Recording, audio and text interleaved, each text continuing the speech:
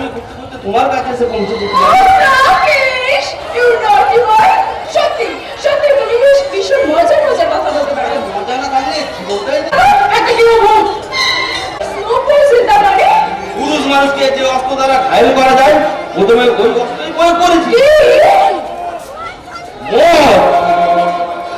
তারপর বাজারের ওই সস্তা মেয়ে মানুষ। সত্যি তোমার বুদ্ধির প্রশংসা করতে হয়। সেই বুদ্ধির জোরেই তোমার একমাত্র মনদের তোমাকে তুলে এনেছি তোমার এই বাপের বাড়িতে। আমার ভিখারির বাচ্চা শ্বশুর করেছিল কিন্তু সাগরের বাড়ি।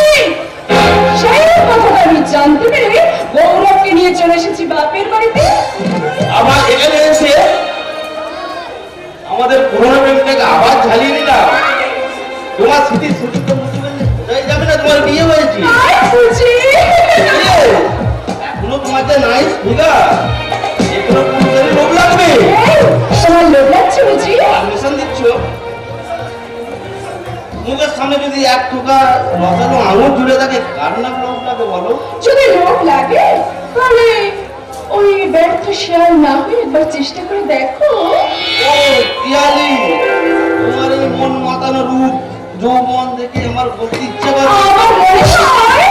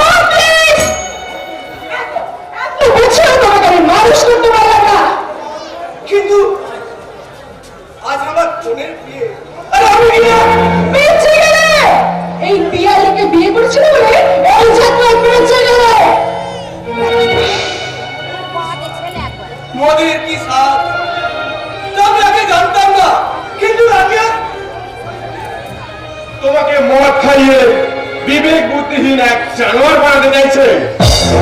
কিন্তু কিন্তু তুমি তো দুগ্ধপুষ্ট শিশু নও, তুমি শিক্ষিত, তুমি বুদ্ধিমান,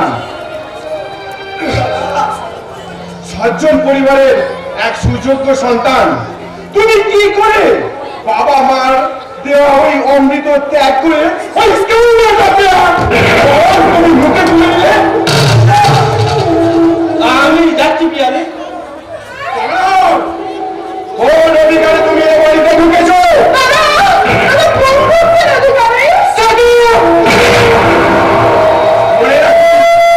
স্বাধীনতা আর স্বেচ্ছাচারিতা কিন্তু এক নয়। গৌরব জ্ঞান, তোমার ভদ্রতা, তোমার আদর্শ আমাকে একদিন মুক্ত করেছিল, কিন্তু আজ দাদা একমাত্র বোনের বিয়ের রাতে, তুমি যে বোনের বিয়ের রাতে উপেক্ষা করে তোমার সামান্য ভদ্রতাকে দূরে সরিয়ে ফেলে কর্তব্যকে অবহেলা করে শ্বশুর বাড়িতে মদ খেয়ে বাস্তবে ঘটে আমি কল্পনা করতে পারি না।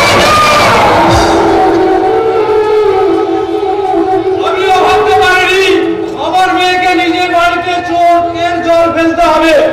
তুমি শুধু চোখের জলটাই দেখবে বাবা, ওদের ওদের অন্যায় আচরণটা তুমি দেখবে না। কি এমন অন্যায় আচরণ করেছে পিয়ালি? দেবতার মতো শ্বশুর শাশুড়িকে অবজ্ঞা করি, একমাত্র ননদের বিয়েকে অবহেলা করে ওই শ্বশুর বাড়িতে এসে স্বেচ্ছাচারিতার শুরুতে হাবুডুবু খাচ্ছে। এই যে চলো এখানে দাঁড়িয়ে দাঁড়িয়ে স্বেচ্ছার শুনতে হবে না। যদি মান সম্মান বলে কিছু থাকে, জীবনে আর কোনোদিনও শ্বশুর বাড়ি আসা মানবে না। চলো পিয়ালি বাবা, তোমার চোখে একটু রোজগার থাকতো, অর্থ থাকতো, তবে এরকম আমাকে অপমান হতে হতো না বাবা। এই এখন আমার কাছে জমির বাড়ি, আমার বাড়ি, তুমি সমান। এই যে চলে এসো।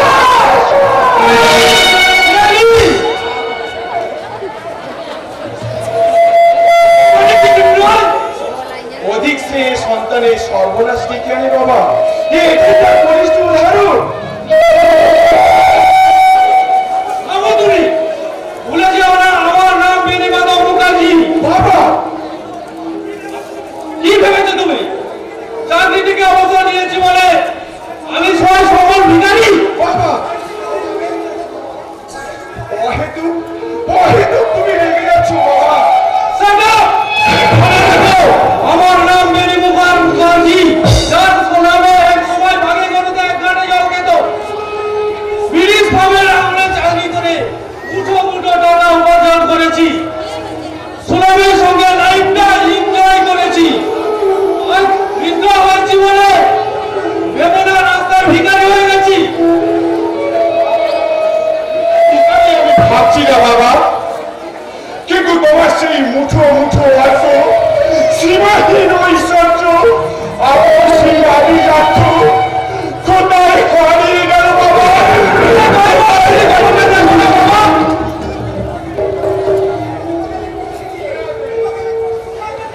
তোমাকে লেখাপড়া শিখিয়ে মানুষ করেছি, এটাই যথেষ্ট। তোমার অবসরের পর 5টা বোনের আমি বিয়ে দিয়েছি সেটাই যথেষ্ট। বাবা। মেয়েদের বিয়ে দিয়েছো কিন্তু অপাত্রে দান করেছো। বাবা, বোনেরা যদি ভুল করে আগুনে ঝাঁপ দেয়, দাদা হয়ে আমার কর্তব্য তাদেরকে বাঁচানো।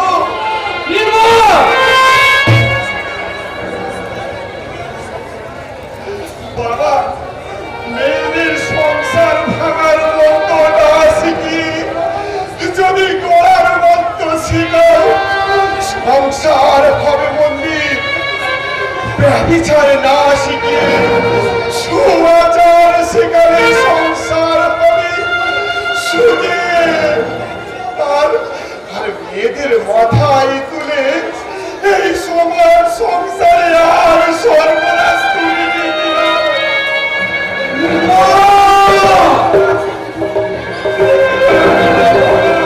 সর্বনাশ তুলে দিতে হবে।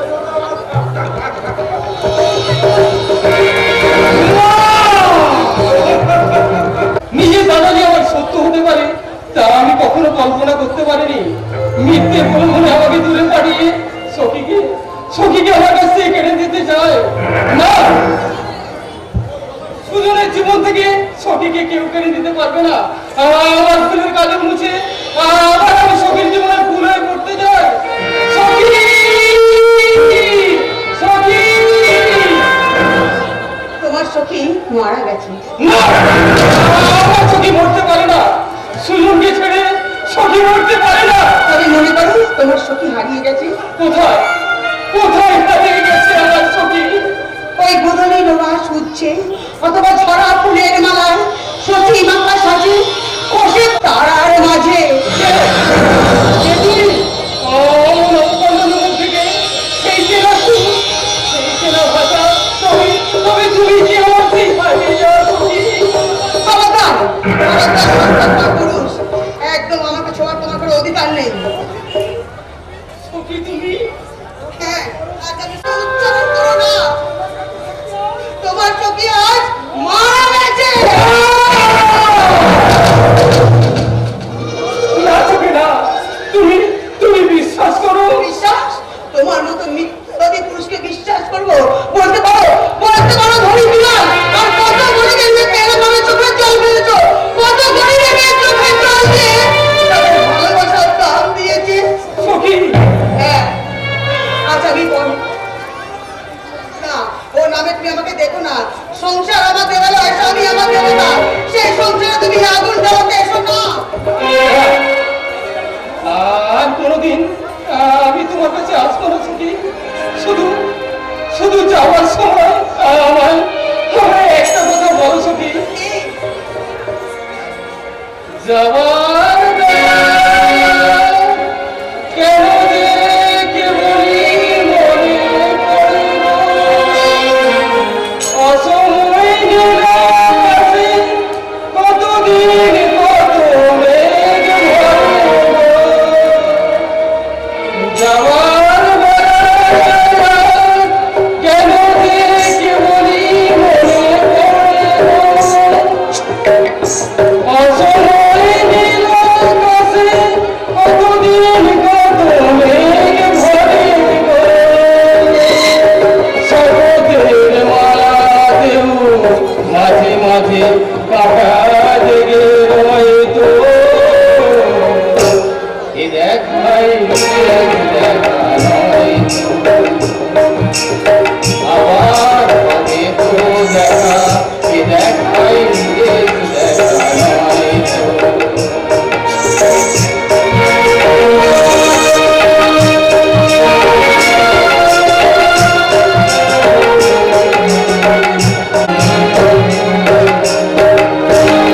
এমন তো হতে পারে সবই তুমি খেলা ভেবে নিয়েছো।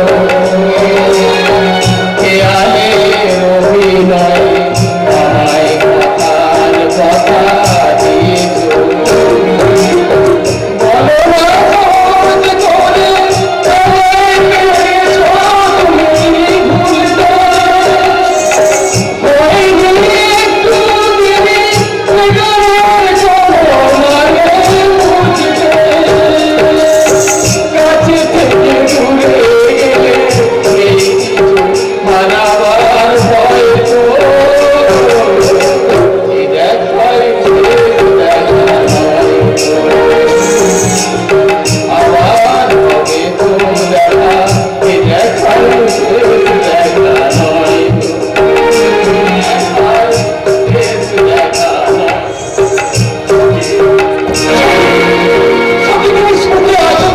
আছে, আমি অনেক কাছি, অনেক শান্তিতে আছি। আমি আবার বলছি, স্বামী আমার দেবতা, সংসার আমার দেবালয়। সেই স্বামীর কাছে তুমি আমাকে আর কলঙ্কিনী সাজিও না। সুজন বাবুর কাছে তুমি আমাকে এত ছোট করে দিও না সখী। মধু, আমি জানি চাঁদেরও কলঙ্ক আছে, কিন্তু আমার সখীতে কোনো কলঙ্ক নেই। মধু, আমার স্বামী কিন্তু তুমি কিরকম মেয়ে বলো তো? সুজন বাবু আমাদের বাড়ির অতিথিকে বাড়ির ভিতরে না নিয়ে গিয়ে বাড়ির বাইরে রাখতে এনেছো। ধন্যবাদ ধন্যবাদ মধু, তোমার এই উদার মানসিকতার জন্য তোমাকে অসংখ্য ধন্যবাদ। কিন্তু এও কি সম্ভব? সম্ভব, এটাই সম্ভব। তেলে যত নিষ্ঠায় না পেলে গেলে তখন ধনী আর গরিব বিয়ে হয় না। সখী, আমার শেষ কথা শুনে যাও ধনীর দুলাল।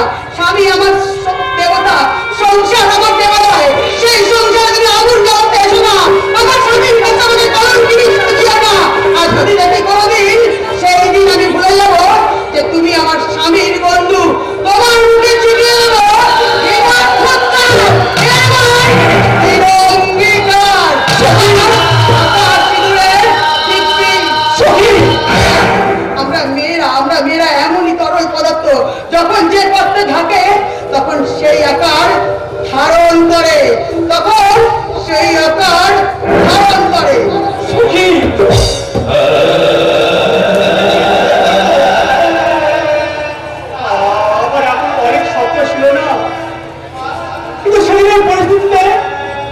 না বিয়ে করলে সখী সেদিনে কলঙ্কিত হতো। সখীর অপমার্জা হতো। আপনি শুনেছি তখন সব শেষ হয়ে গেছে, ভোরের শিউলি আমার মাটিতে ছড়ে গেছে। তুমি তুমি প্রকৃত মানুষের কাজ করেছো মধু। একটা কুমারী মেয়েকে আত্মগ্লানির হাত থেকে বাঁচিয়েছো। কিন্তু আপনি আমি আমি অপেক্ষা করবো, সারা জীবন ধরে অপেক্ষা করবো আমাদের আমাদের পরজন্মের মিলনের আশায়। তুই কি করলি ভাই? যা করেছি ঠিক করেছি। No, no, my God! এই ছোট বাবুকে মেরে তুমি ঠিক কাজ করোনি। ওর কোনো দোষ নেই। দোষ নেই? না, সব দোষ ওই বিজেন চৌধুরী আর ওই মুখর বেটা দুই নামে। কি বলছিস তুই বাবা? হ্যাঁ গো, আমি সব জানি, সব শুনেছি। হ্যাঁ সৌরভ, পাগলরা বলছে সব সত্যি। বিজন চৌধুরী চক্রান্ত করে সুজন বাবুকে ব্যবসা করে পাঠিয়ে দিয়েছিল কলকাতায়। কিন্তু মনে ছিল তার লাগের চক্রান্ত। সৌরভ, আমি আমি মিথ্যেবাদী স্বার্থ, কিন্তু কিন্তু তুই তো একজন ফুটবল খেলোয়াড়। ওদের বাড়ানো মিথ্যে বলটা তুই বুক দিয়ে আটকাতে পারবি না। আমি আমি ভুল করেছি রে সুজন। আমি আমি না জেনে না বুঝে তোকে মেরেছি। না বন্ধু না, তুই ঠিক কাজ করেছিস। সখীর বিশ্বাস আমি রাখতে পারিনি। সখীর জীবনে যা কিছু বললো তার জন্য আমি দায়ী। এর জন্য আমার কোনো দুঃখ নেই, কোনো অভিমান নেই, কারো কাছে কোনো অভিযোগ নেই। শুধু যাওয়ার সময় এই ভগবানের কাছে প্রার্থনা করে বলবো, এই মধু আর সখীর দাম্পত্য জীবন যেন সুখের হয় ঠাকুর, যেন সুখের হয় ঠাকুর, যেন সুখের হয়।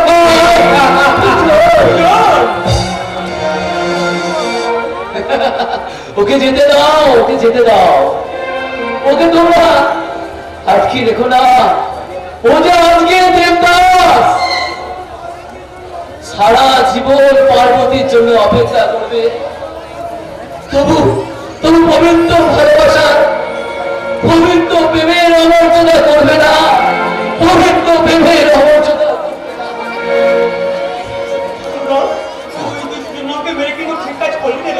ঠিক কাজ করলি না? আমি আর ভুল করেছি, কিন্তু ওরা ওই অর্থ আর আভিজাত্যের অহংকারী পরিপূর্ণ বিজয় চৌধুরীকে ঠিক কাজ করেছে। এই ভিন্নরা ফেলাছে রাস্তাকে ঠিক কাজ করেছে। করেনি আর করবে না কোনোদিন। তাই তাই তাই নিজেদের বিচার নিজেদেরই করতে হবে।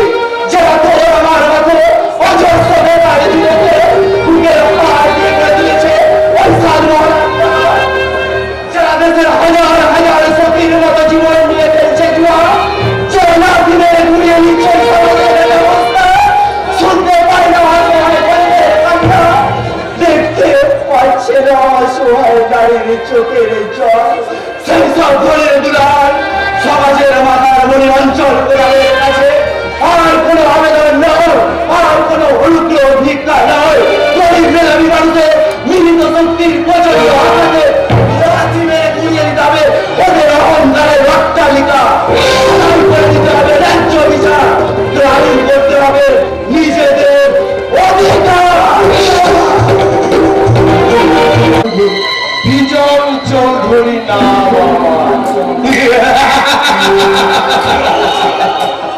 প্রতিবাদ করবে এই অঞ্চল প্রধান বিজন চৌধুরীর অন্যায় কাজের প্রতিবাদ করবে এই কুসুমপুরের জনগণ।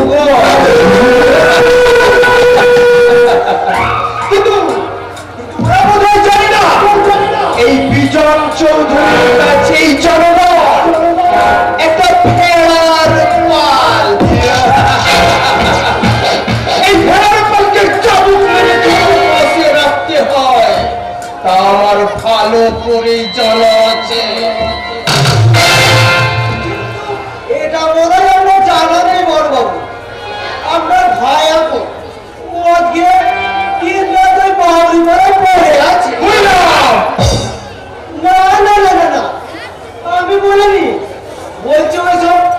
কুসুমপুরের লোকেরা কি বলছে? ছোট বাবু নাকি মেয়ে মানুষের লোকে ওই মধ্যে তিনটা মেয়ে বাবু করে পড়ে আছে। তা তোমাদের ওই মেয়ে মানুষটিকে আগে আগে ওই যে আগের মেয়েটি সখী সখী তবে আর বলছি কি, কত রঙ্গ দেখবি তুই ওই গাবতলাতে শুয়ে শুয়ে বুঝছেন না তার মানে শুধু মধুবাবু ওই সখীকে বিয়ে করেছে তাই বুঝি ওই চোখের দেখা দেখা বিরহের তেজ না মেটাতে মধুবাবুরি মধুবরী চাষ আমরা সব চা ওই বেচার করে দিয়েছে আমার ওই বোকারা বিয়ে করতে গিয়ে ওই মধুদের কাঁদতে কাঁদতে ঘরে ফিরে এলো। কইলাম আমি কিছু করিনি, আমার কোনো দোষ নেই। ওই আপনার কথা মতো আমার বোকারামকে বর সাজিয়ে একেবারে নিয়ে গিয়েছিলাম, কিন্তু সারা মধুবাবি ওই ডবটা মনটাকে চিনের মতো ছোট মেরে তুলে নিয়ে যাবে। ওই বোকারামে বরাবাদে ছাই যাবে, আমি গুণা করেও টের পাইনি বাবা। উদারতা মহানুভবতা না এই মর্যাদার দৌড়ে ছোট নব মধুবাবুকে আমি কিছুতেই এগিয়ে যেতে দেব না। যেমন করে হোক ওর প্রতি আমাকে রোধ করতেই হবে। ওই হারামির বাচ্চা মধুবাবুকে আমি উচিত শিক্ষা দিয়ে বুঝিয়ে দেব, যাতে সারা জীবন আমার সামনে হাত তুলে দাঁড়াতে না পারি। এই যে সত্য চক্রবর্তী বেটি একমাত্র ফুটবলার সৌরভ। ও ফুটবল প্লেয়ার সৌরভ, তাই এখানে কি চাই? বলবে কিসের কৈফিয়ত? মিথ্যা প্রমাণ চোরা। কেন মিথ্যে আশ্বাস দিয়ে আমার বংশকের সংগ্রামী সমাজকে কেন কেন একটা অসহায় মেয়ের মাথায় তুলে দিলেন মিথ্যে কলঙ্কের বোঝা? সে কৈফিয়ত আমি তোকে দেব না। দিতে হবে জীবন চন্দ্রে। তোমার অন্যায় আর সমস্ত জীবনের কৈফিয়ত আজ দিতে হবে। ওসব ধনকারীতে সৌরভ ভয় করে না। তোমার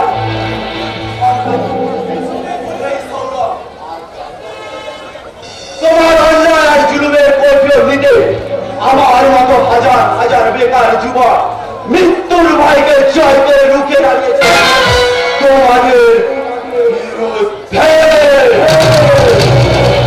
আমি তাহলে আসি বড় বাবু।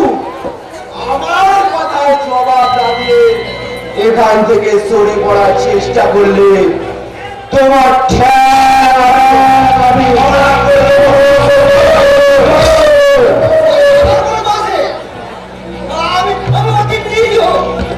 আমি মনে ছাড়া বড়দের পৌঁছাটা কুত্তা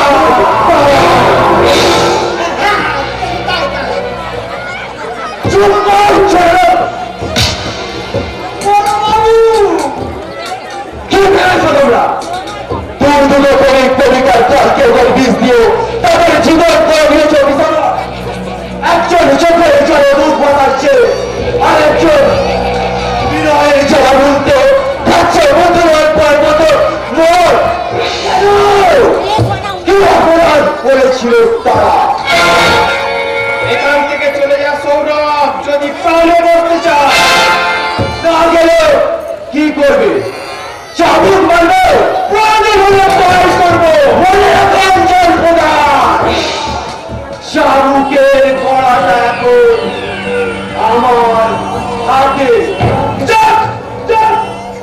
হাজার হাজার শ্রমিকের মেহনতের অর্থ লুট করে গরিব চাকরি কৃষকের মাথায় পাঠিয়ে ওই সরকারি তহবিল শূন্য করে যে অহংকার আর কাজ অহংকার আর প্রাচুর চোখে তৈরি কাজের স্বর্গ বসে মানুষকে কুকুর মনে করছো, সেই কাছের স্বর্গ আমি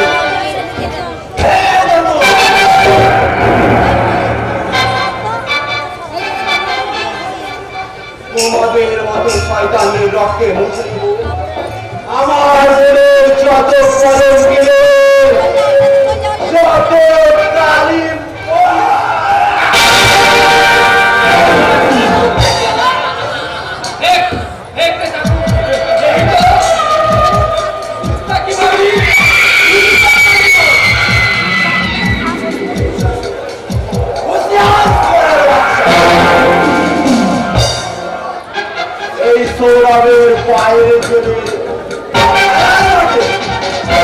গোল করতে লেগেছে। আজ এই হাতের গোলের মতো শয়তানের পায়েটা ধরে ঘুষিয়ে দেবে।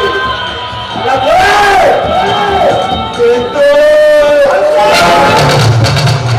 দেখুন দারোগা, দেখুন হিন্দুপুরে ভদ্রলোকের ঘরে ডাকাতি ডাকাতি করতে এসেছে।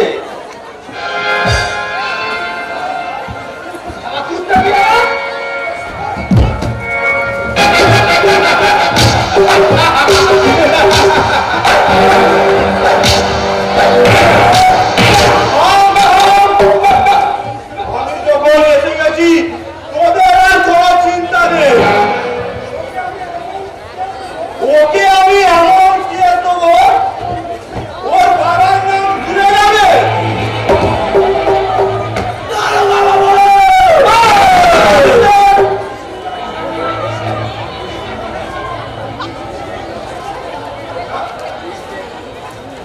বিজনেসগুলো বলার চক্কর মনে কেমন হ্যান্ডকাপ লাগাও,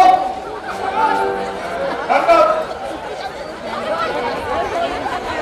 দেখবেন অফিসার হারামজাদা যেন 2 মাসের আগে ছাড়া না পায়। ওটাকে আমাকে বলতে হবে বিধান বাবু। এখন ওকে পিটিয়ে কেস দেবো, ওর বাবার নাম ভুলে যাবে।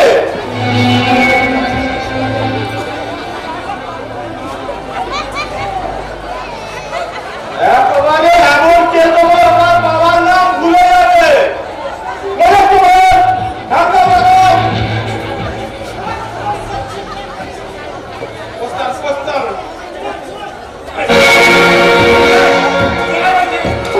আর আমি যাচ্ছি জলদি। তবে খুব শীঘ্রই আবার আমি আসবো। চলো, কেউ বলছে দাঁড়িয়ে পড়ে। এই গলায় পানি আলাই করে দে। আমার অভাগী বলে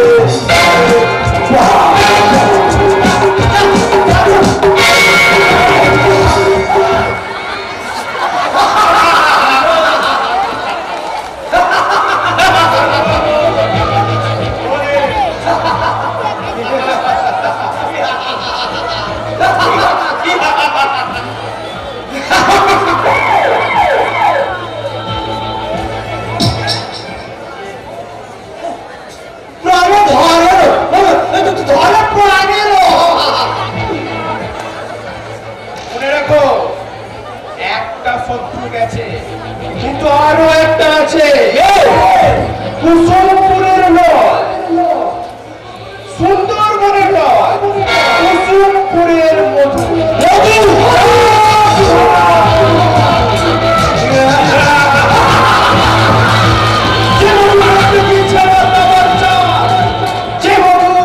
যে মধু আমার কাছ থেকে সখীকে উদ্ধার করে হয়েছে মহা